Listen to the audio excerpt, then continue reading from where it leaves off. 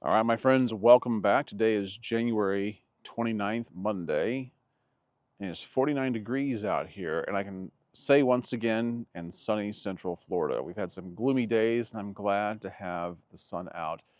And there's a few clouds, but it's going to be a nice day, real nice day. Sitting in the sun is not so bad when it's 49 degrees. It's when you're in the shade that really gets you. Anyway, I want to talk today about some books that I have finished reading recently. Hopefully, I can turn you on to them and you can make a decision about whether you would like to read them for yourself or not. Perhaps you don't have a reading habit. It needs to be a habit. It needs to be something you kind of commit yourself to, or at least have some kind of a regimen in place, because one of the joys of life is ever learning, ever growing. And when you stop doing that, you really rob yourself of so many things, uh, new thoughts that would come into your mind. You get to travel to places that you could not do so otherwise and never have to buy a passport, although I would like to do that. But you have the luxury of meeting people, making friends, and becoming well acquainted with characters that you just can't seem to rub elbows with in reality. But it seems very real in your mind, and you become what I believe is a more aware person because of it. You get more in touch with your own feelings, with the rest of the world, and you find out that you're not alone, and you can stay informed also. It's not just about being educated or erudite. It's about it's just about becoming a better person, growing and learning, and it's just a real joy. So I hope that you have a reading habit in place. So by telling you about these books, I hope that it will be some kind of an encouragement to you. But first, the quote of the day. All right, this quote is by somebody named George Farah. I have no idea who that is. He said, "I think the reason guys like women in leather outfits so much is because they have that new car smell." It's not what you were expecting, was it? Do you find that to be true? Do you do you do you have a penchant for women in leather outfits? You don't have to respond to that in the comments, but I'm not going to stop you. I'm not going to stop you. Valentine's Day is coming up, so you could listen. You could get your wife, your girlfriend, a leather outfit. I'm not going to put a link for that down below, or maybe I will. I don't know. Maybe just for kicks. I don't know if I want that in my search history. I don't know. Or you can get yourself, you guys can get yourself some leather chaps for her. Oh, no, no, please don't. If you do, stay at home with them. Don't go out. Because I have seen you and your moves when you're in costume. And that's something that not anybody should be subjected to. So maybe reconsider. Yeah, leave the chaps alone. And if you don't, leave me out of it, please. But anyway, yeah, I thought that'd give you something to think about. New car smell, and that's something I'm very acquainted with here lately with my new 2024 Toyota RAV4 hybrid. I absolutely love this vehicle. Small SUV, of course, but it still has that new car smell, and I'm just absolutely in love with this car. I don't have any regrets about making the purchase. Of course, I haven't made my first payment yet. I will in a couple of days. Let's see if the luster wears off. Maybe I'll once that new car smell wears off, I'll start wearing leather pants when I'm driving. No. Anyway, let's get to the topic of the day. The books I have finished reading lately. There's a couple of them. I tend to pick up long books, very long books. You know, the average book, they say, is about 300 pages. It used to be 350 pages, so people are writing shorter books now. But I tend to pick up, books that are 500, 600 pages. well, I'd say anywhere between 400 and 600 pages. And so it takes me a while because I read about 20 minutes a day in each book, and I have 3 or 4 books. No, actually, I have 4 books going at all time. But I will share with you here now what I finished just within the past couple days. Let me get myself situated here. The first one is one by David McCullough. If you've never read any of David McCullough's books, I would say you want to pick them up. They're intensely interesting. He was a very good writer. He passed away a couple of years ago. I've read probably a handful of his books, and I intend on reading all of them. Now, this one's called The Johnstown Flood. It was his first book. It was copyrighted in 1968. It has 268 readable pages. It was published by Simon & Schuster. And so it's not a real long book per se. It's probably a little less long than the average book. But the picture on the front of it should interest you a little bit. Okay? So let me give you the synopsis of this on the back of the book. It says here, at the end of the 19th century, Johnstown, Pennsylvania was a booming coal and steel town filled with hardworking families striving for a piece of the nation's burgeoning industrial prosperity. In the mountains above Johnstown, an old earth dam had been hastily rebuilt to create a lake for an exclusive summer resort patronized by the tycoons of that same industrial prosperity, among them Andrew Carnegie, Henry Clay Frick, and Andrew Mellon. Despite repeated warnings of possible danger, nothing was done about the dam. Then came May 31st, 1889, when the dam burst, sending a wall of water thundering down the mountain, smashing through Johnstown, and killing more than 2,000 people. It was a tragedy that became a national scandal. Now, I have never been to that part of the country. And those of you watching this that live in that region or somewhere close by might have some familiarity with it. And I would love to hear from you if you have become acquainted with this piece of history through visiting Johnstown, or if they have any kind of museum or anything set up there. So this book, like I said, this book is quite old now. It's older than me. It's nearly 55 years old. So, well, it is 55 years old. So, so anyway, I absolutely love this book. David McCullough never disappoints. He just has a very clear and concise way of writing, and always keeps you interested.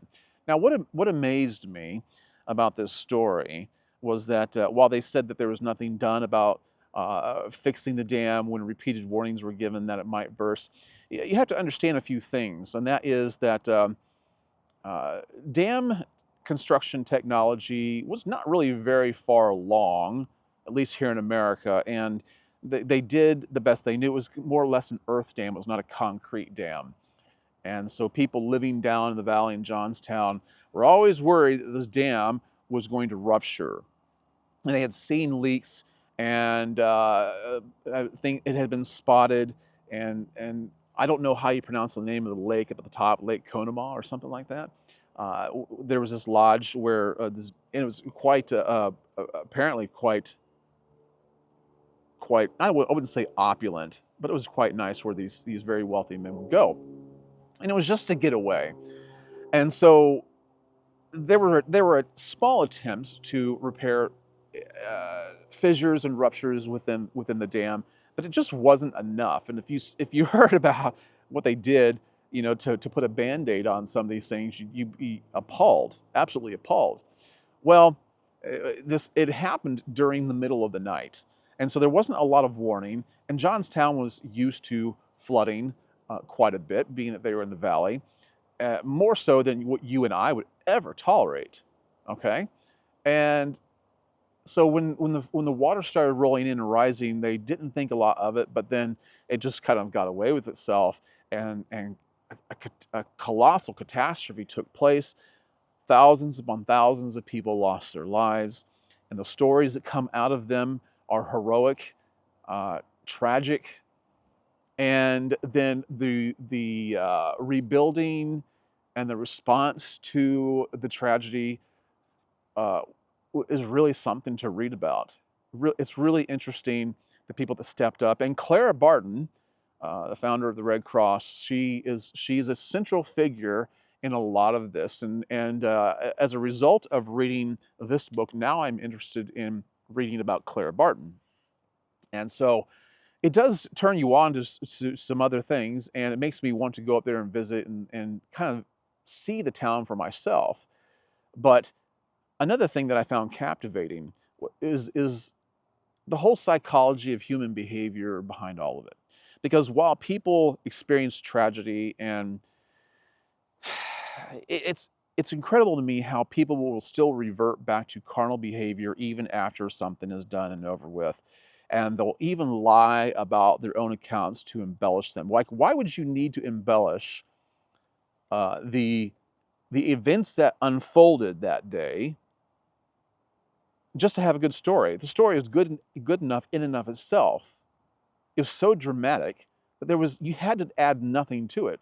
In fact, it would have been wise to actually prune some of the information away, because it was almost unbelievable. But David McCullough does a very good job of relaying the facts and and making sure that you have a very good picture of what took place. So I do highly recommend the Johnstown flood.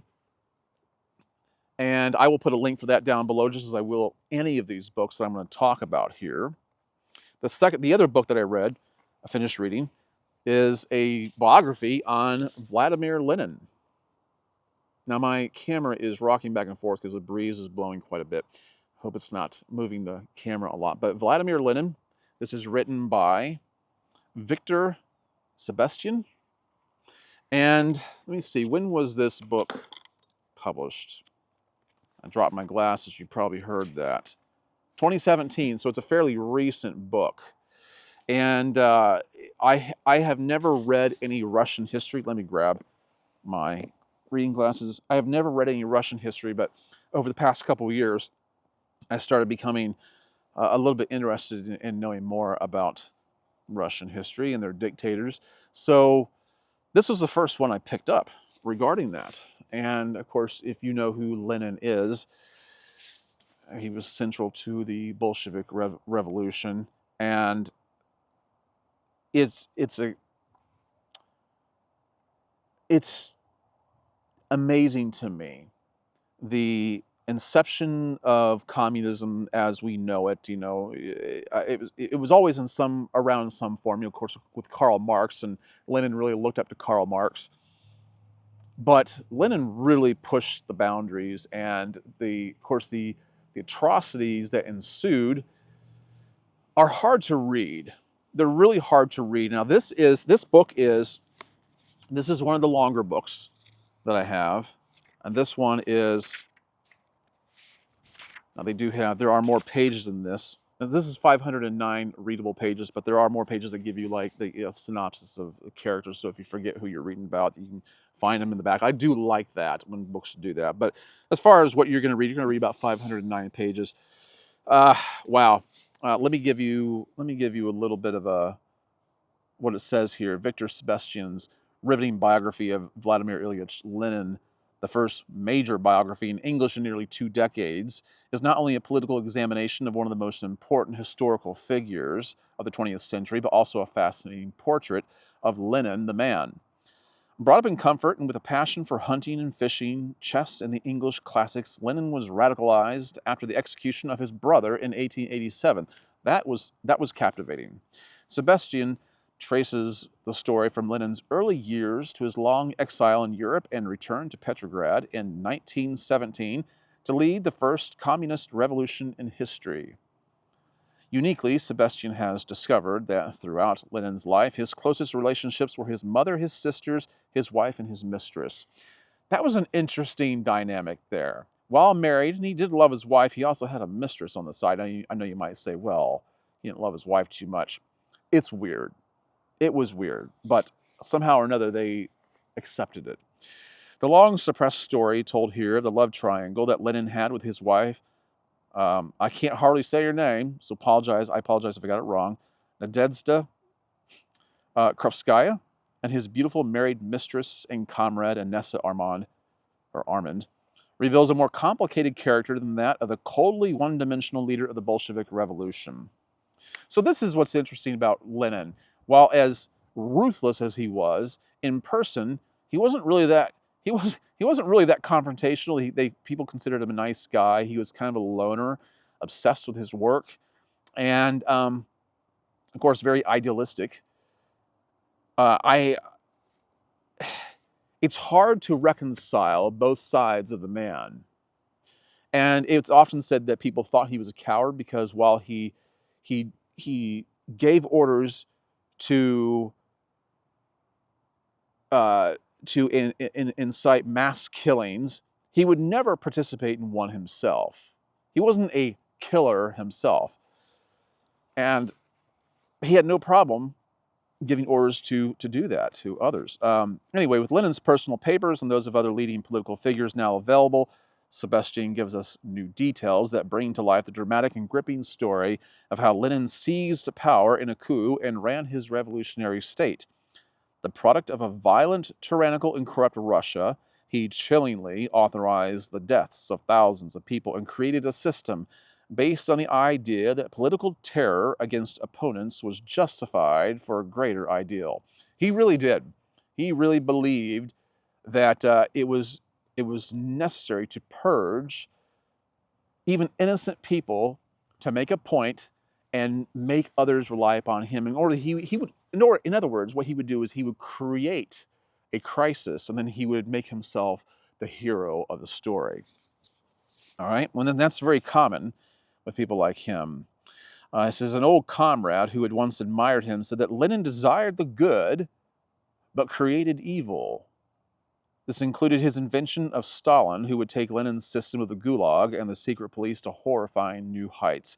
Yeah, when you realize how, his secret police was formed and what they did, it's horrible. They were called the Cheka. They eventually became something else, and they became the KGB. Interesting factoid here: Lenin's personal cook, was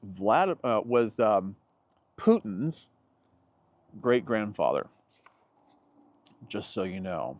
In Lenin, Victor Sebastian has written a brilliant portrait of this dictator as a complex and ruthless figure, and he also brings to light important new revelations about the Russian Revolution, a pivotal point in modern history.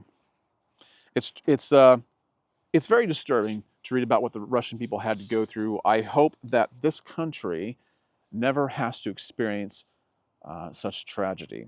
But I will put a link for this likewise down below. Lenin, a great book. I got a lot out of it. All right, now let me tell you about what I am currently reading. Like I said, I have 4 books going. I won't spend a lot of time on these. One of them is called, because I will later, I'll talk about these later. One is called One of Us, the story of a massacre in Norway and its aftermath. Okay? Hope that's not too dark there. I can't pronounce the author's name.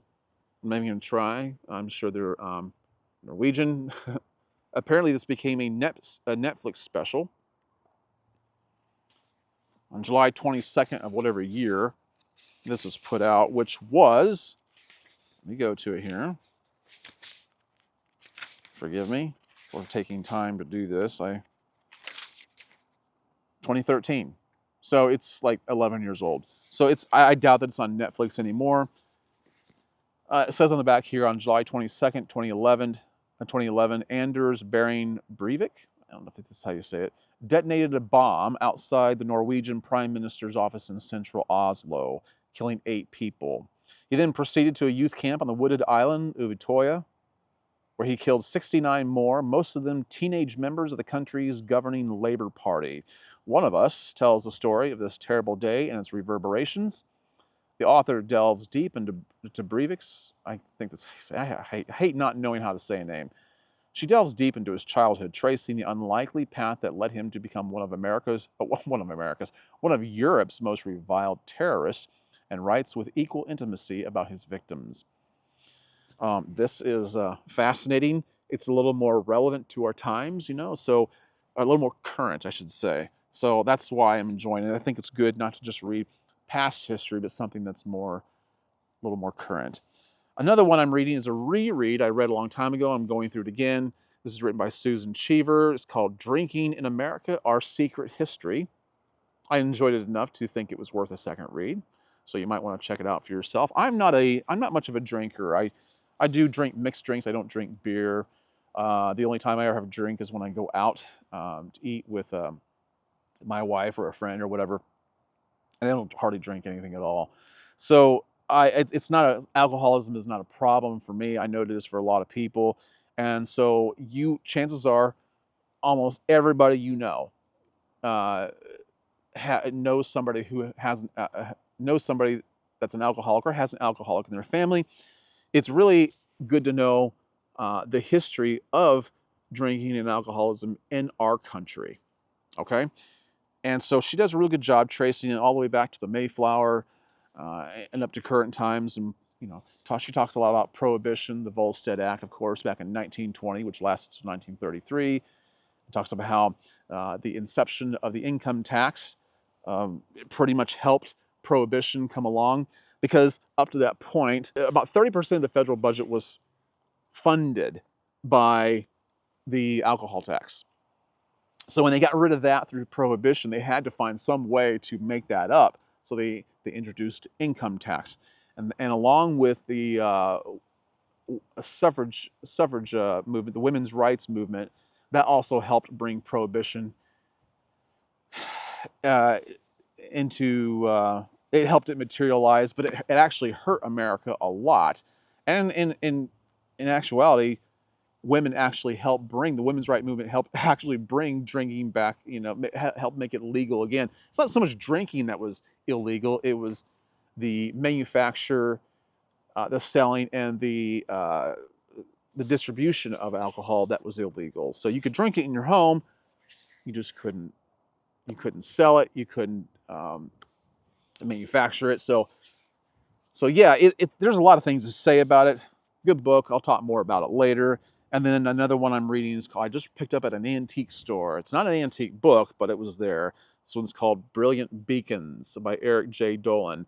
I don't know if I've ever read anything else by him. I do know that I follow him on Facebook, and I enjoy. Oh, I can't say I visited a lot of lighthouses. I've been to several lighthouses up in Michigan and made videos of them.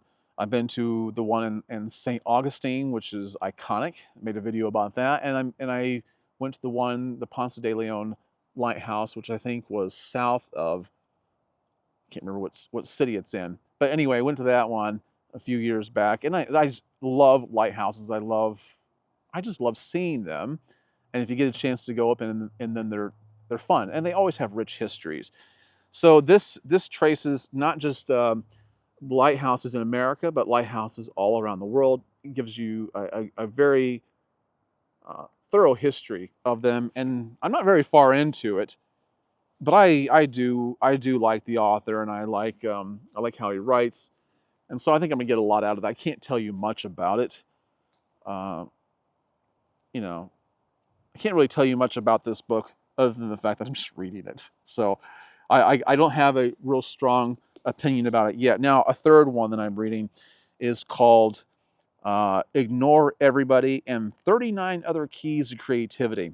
Now, I can't show you the book because I'm reading it on my Kindle, which I got for Christmas. I've always wanted a Kindle. I've never had one before, and I don't plan on making that my primary source for reading material.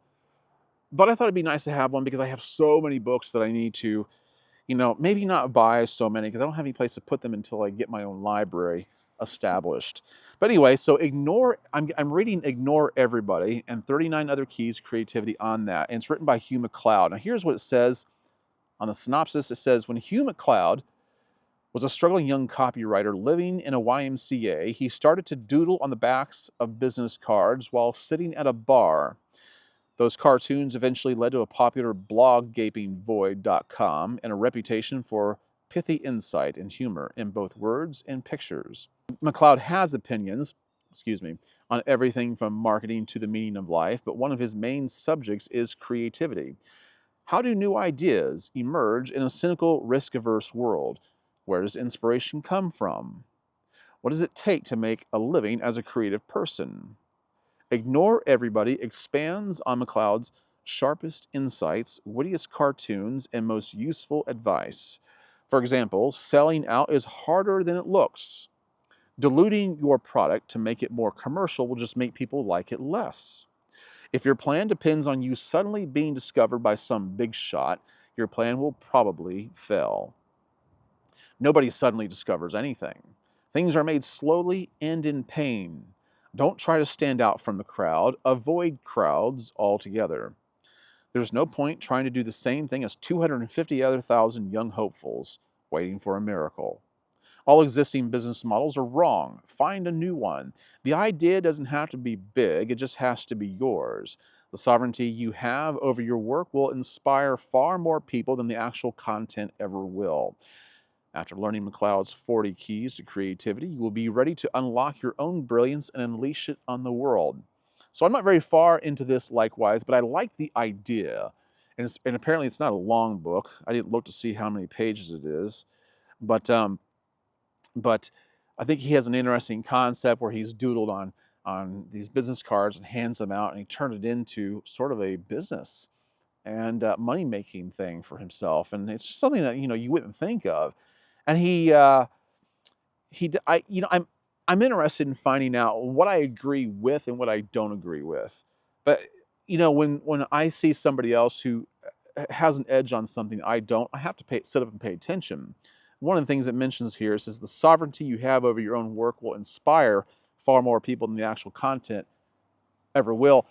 That's what resonated with me so far, that I've been focusing on, is the sovereignty of my own work, where I can do what I want to do. I can make what I want to make. And that's one of the great things about being a content creator, is that as long as you don't bend the knee to everybody and just focus on what you want to do, you're going to be happy. But once you feel compelled to meet the demands of everyone out there, it just becomes a job. So anyway, that's what I've got going. Those are my current reads and the ones I just finished. Now, if you want to know what I have in my beer today, I am wearing Duke Cannon Supply Company's Oak Barrel Beard Oil. Really good stuff. I do highly recommend it. I am not an affiliate with Duke Cannon, so I don't have a code I can give you to save you some money, but I do have I am an Amazon affiliate. So I will put a link down below for Duke Cannon Supply Company's products. I love their beard oil. This comes in a 3-ounce bottle. That's huge. That is huge. I love the looks of this because it looks like a tonic bottle from the Old West. And it has a restrictor cap so you can kind of divvy it out a drop at a time. Smells really good. It's made with Buffalo Trace bourbon whiskey. The ingredients are apricot kernel oil, jojoba oil, argan oil, oak moss fragrance, hydrated silica, mixed tocopherols, rosemary extract, calendula extract, and Buffalo Trace bourbon. Smells terrific. And then I also used their Big Bourbon Beard Balm. That's a nice size tin. It's the most yellow beard balm I have. But I've always enjoyed Duke Cannon. It says a portion of proceeds benefits U.S. veterans. If that appeals to you, you might want to check them out. So, yeah, I've been using Duke Cannon for probably 6 years. I enjoy them a lot. So I'll leave a link for that down below. Oak Barrel smells divine. I forgot that I was wearing my reading glasses. But I hope you've enjoyed this video. I hope it's turned you on to maybe reading more, and maybe you can get started with some of these. Let me know what you're reading or what you just finished reading. All right, guys, I will catch you in the next one. Have a great day. In the meantime, be wise.